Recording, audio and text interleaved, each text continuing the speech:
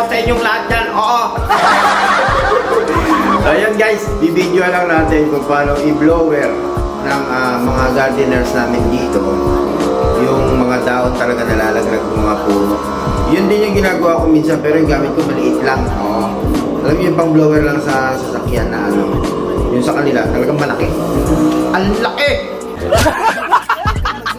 Kaya panoorin natin.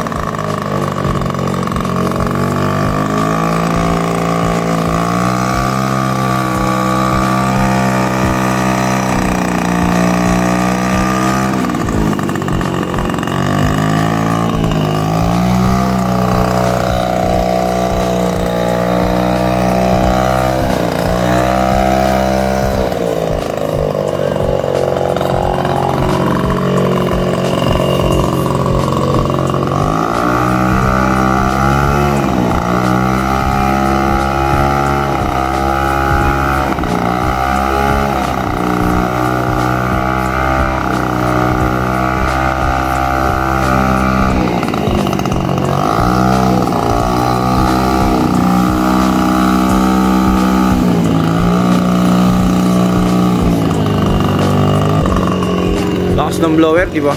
Ay, ginagamit ko, maliit lang. Pero ito, tingnan mo na, blower na nyo. Oh, linis na, oh. Oh, yeah. Oh, di ba? Linis na.